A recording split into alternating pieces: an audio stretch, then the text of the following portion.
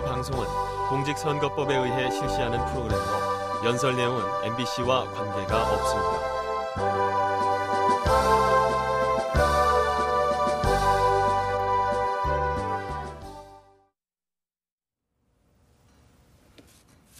안녕하십니까. 저는 대한민국에서 연극 연출가로 살아가고 있는 이윤택입니다. 저는 사실 평소에 정치적인 발언은 거의 자제하고 살아왔습니다. 저는 연극인이니까 제가 어떤 정치적인 견해가 있다 하더라도 연극을 통해서 표현하는 것이 옳다고 생각해 왔기 때문입니다. 그런데 요즘 대선 정국을 맞이하여 엄청난 공약과 경제적 수치와 자료와 그리고 근거 없는 말들이 너무 많이 난무하면서 도대체 대통령의 존재는 무엇인가? 대통령의 자격은 무엇인가? 이런 대통령에 대한 좀 더 근본적인 문제를 생각하게 되었습니다. 대통령을 과연 공약이나 정보적 자료나 경제적 수치로 뽑아야 하는 것인가? 아니지 않는가? 우리는 사람을 뽑는 것이 아니냐. 대통령이라는 단 한 사람. 우리는 한 사람을 뽑아야 하는데 요즘 너무 많은 공약과 수치 때문에 사람이 안 보이는 거예요. 그래서 아름다운 사람 문재인을 시민 대중들에게 좀 알려드려야 되겠다. 그렇게 해서 이 자리에 나왔습니다. 저는 문재인 후보의 고등학교 동기 동창생입니다. 단순한 동창생이 아니고요. 같은 반이었습니다. 제가 요 근래에 40몇 년 전에 졸업 앨범을 보니까요. 같은 분단원이었어요. 제가 이렇게 있고요. 옆에 다른 친구가 한 분 있고 그 옆에 바로 문재인 후보가 있는 거예요. 아, 내가 문재인 후보와 굉장히 가까운 거리에 있었구나. 이런 생각을 새삼스럽게 했습니다. 그러나 저는 학교 시절에 불행하게도 문재인 후보와 전혀 친하지 않았습니다. 문재인 후보는 같은 반에서 1등 했습니다. 항상 1, 2등 한 모범생이죠. 저는 벼락 공부를 좀 하면 한 20등 특거리 하고요. 에이, 그만둬라. 이러면은 꼴찌 혹은 40등 하는 불량 학생이었기 때문에 문재인 후보와 노는 물이 달랐습니다. 이 동선이 다른 거죠. 그러나 저같이 주체성을 가지고 공부를 안 하는 학생들은 또 공부 잘하는 학생들을 그렇게 부러워하지 않습니다. 아까운 청춘 멋지게 노는 게 중요하지 공부가 뭐 중요하냐 이런 생각으로 살아가는 족들도 있죠. 저 같은 사람입니다. 그런데 제가 문재인 후보를 아름다운 사람, 아름다운 청년이라고 부르는 데는 또 다른 이유가 있습니다. 문재인이란 인격체를 잘 드러내는 미담 하나를 소개하도록 하겠습니다. 이 미담은 경남고등학교 신문에 실렸던 내용입니다. 이 소박하지만 간단한 미담 하나가 문재인 군을 어린 수사, 정말 종교적 수사의 길을 가는 아름다운 학생이라는 칭호를 붙여준 에피소드입니다. 고등학교 1학년 때 소풍을 가잖아요.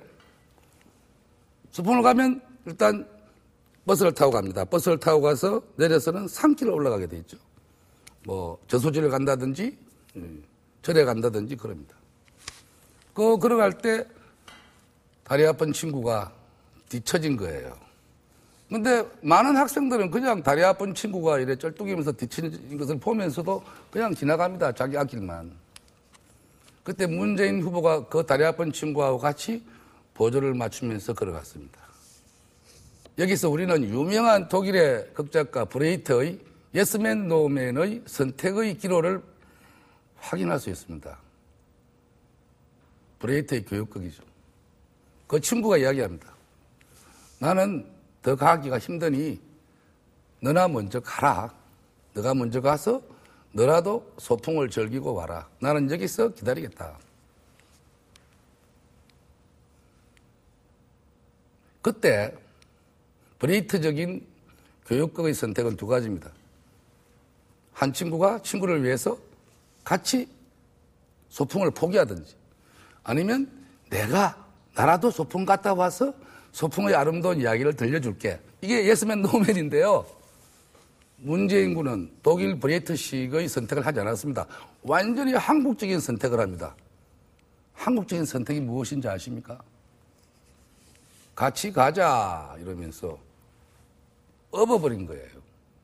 이건 독일 교육국에도 없는 이야기입니다. 그냥 업은 거예요, 친구를. 업고 걷기 시작한 거예요.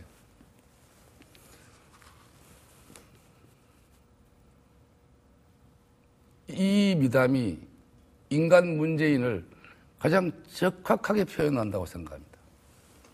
같이 가다가 주저앉고 도시락 같이 까먹고 하염없이 툴레툴레 걸어서 도착했는데 도착하자 30분 안에 또 돌아오게 됐어요. 그때서야 비로소 같은 반 친구들은 확인하게 됩니다. 우리가 소풍을 즐기고 있는 동안에 문재인이란 친구는 친구를 업고 여기까지 왔다는 거죠. 여기서 1학년 이야기입니다. 1학년 같은 반 학생들은 굉장한 반성과 감동을 받게 됩니다. 돌아올 때는 어떻게 돌아왔겠습니까? 50명이나 되는 같은 반 친구들이 50분의 1씩 자신의 등을 대어줍니다. 아픈 친구를 위해서. 업고 또 다음 친구가 업고 또 다음 친구가 업고 그렇게 해서 50명의 같은 학생들을 완전히 하나된 공동체로 만든 것입니다. 이게 경남고등학교 시절 문재인이 이룩한 아름다운 신화입니다. 저는 문재인의 이런 모습이 안 보여서 안타까웠습니다. TV 토론을 보면서 저 친구가 왜 저렇게 가만히 있지? 저 친구가 저런 모습이 아닌데? 왜 그냥 있지? 왜 말을 못하지? 왜 자신의 인간적인 모습을 보여주지 못하지? 상당히 안타까웠습니다. 젠틀하다? 성격이 좋다? 우리는 문재인 후보를 그렇게 이야기합니다. 이거는 젠틀한 것, 성격이 좋은 것, 예의가 있는 것 이런 차원이 아닙니다. 자기 희생이죠. 아름다운 청년, 자기를 희생할 수 있는 수사와 같은 모습을 문재인 후보는 고등학교 시절부터 가지고 있었습니다. 그것이 안 보이는 거예요. 왜 안 보였겠습니까? 정책은, 대통령은 큰 정책을 이렇게 이야기할 수 있습니다. 그러나 사소한 공약이나 경제적 수치나 이런 것들은 대통령이 하는 게 아니잖아요. 전문가들이 하는 거예요. 정치라는 것들. 대통령은 좀 더 형이상학적이고 큰 이야기를 해야 됩니다. 저는 그렇게 생각합니다. 대통령이 될 자격이 있는가 없는가를 물어보려면 이런 말이 필요하죠. 당신의 영향을 가장 많이 받은 인물이 누구인가? 어떤 책을 읽었는가? 어떤 음악을 좋아하는가? 이런 형이상학적인 질문을 해야죠. 왜 대통령 후보에게 뭘 해달라 현실적인 이야기만 합니까? 그러다 보니까 대통령 후보의 진정한 인간적인 모습이 안 나오는 것이죠. 저는 이것이 너무나 안타까웠습니다. 그래서 저는 오늘 여기서 대통령의 품격에 대해서 이야기하러 나왔습니다. 대통령은 아무나 하는 것이 아닙니다. 대통령이 돼야 할 사람이 대통령이 돼야 하는 것이죠. 그걸 우리는 대통령감이라고 이야기합니다. 대통령감이 될 사람이 대통령이 돼야 하지 않겠습니까? 대통령감이란 무엇입니까? 첫째, 지성이 있어야죠. 지성이 무엇입니까? 그냥 단순한 지식을 말하는 것이 아닙니다. 지성인이라는 것은 한 시대를 책임지는 사람입니다. 타인과 세상에 대해서 관심을 가지는 인간입니다. 타인에 대해서 애정을 가지는 인간입니다. 타인에 대한 관심과 애정이 있어야 통찰력이 생기죠. 미래를 예측할 수 있고 비전을 제시할 수 있습니다. 통찰력과 미래에 대한 비전을 제시할 수 있는 지성인이 대통령이 되어야 하는 겁니다. 두 번째로 대통령이 어떤 사람이어야 합니까? 도덕적인 사람이 되어야 하죠. 대통령이 도덕적이지 못하니까 계속 부정, 부패, 비리, 척결 이게 끊이지 않습니다. 전 지구적으로 문제가 되고 있습니다. 대통령이 도덕적이지 못하기 때문이죠. 문재인은 도덕적인 사람인가? 그렇죠. 하나 예를 들어 볼까요? 문재인 후보가 청와대 근무할 때 경남고등학교 동기 동창들이 기대를 하고 많이 찾아갔습니다. 아예 면회가 허락되지 않았습니다. 전화를 받지도 않았습니다.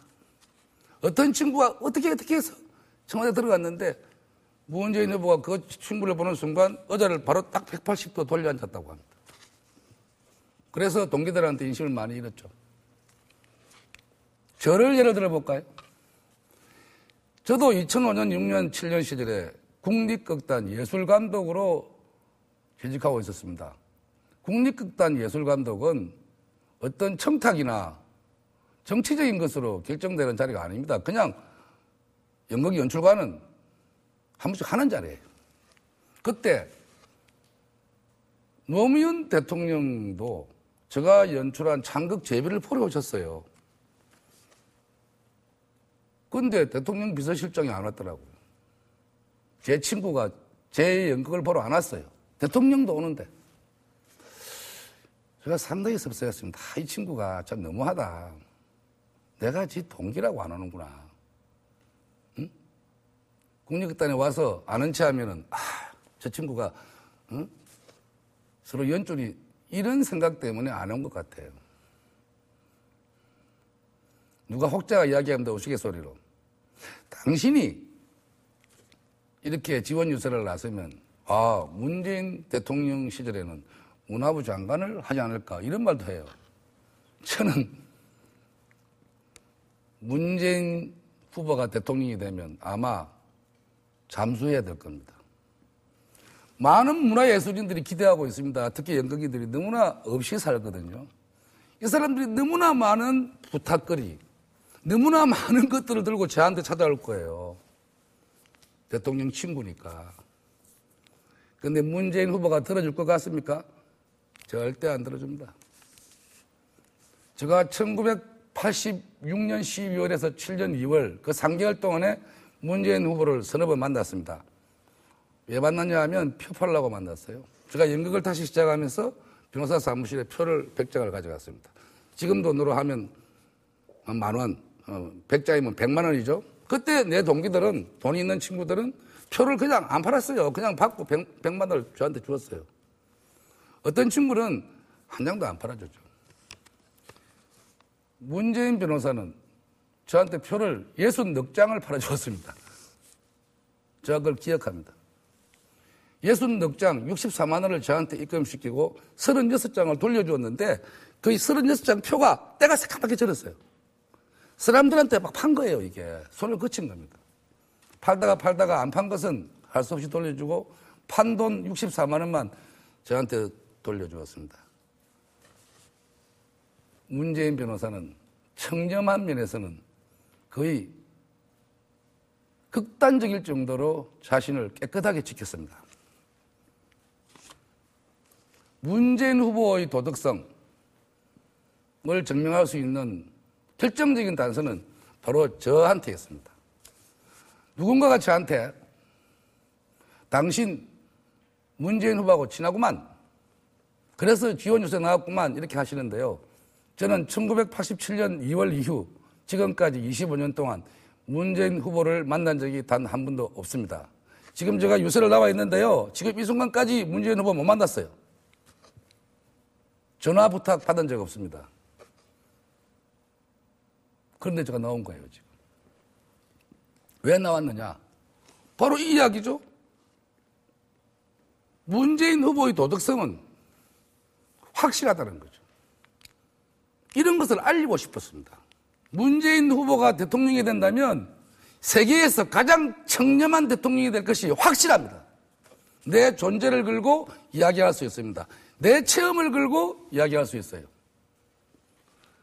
그리고 여러분, 이제 권위주의적인 대통령 시대는 사라져야 하지 않습니까? 그렇다고 또 대통령 뽑아놓고 무슨 동네에 부르듯이 동물 이름 부르듯이 그것도 대단히 불행하고 좋지 않은 것입니다. 이제 욕할 대통령 뽑아서는 안 됩니다. 우리가 욕하지 않고 사랑하고 믿을 수 있는 대통령을 뽑아야 하죠. 그런 대통령은 대통령으로서의 품격이 있어야 되겠죠. 체면과 위신이 있어야 되겠죠. 도덕적으로 깨끗해야 되겠죠. 무엇보다도 이젠 권위적인 대통령이 아니라 시민 대중 속에서 치고 올라온 계층에서 난 용이 되어야 하겠죠. 문재인 후보는 계층에서 난 용입니다.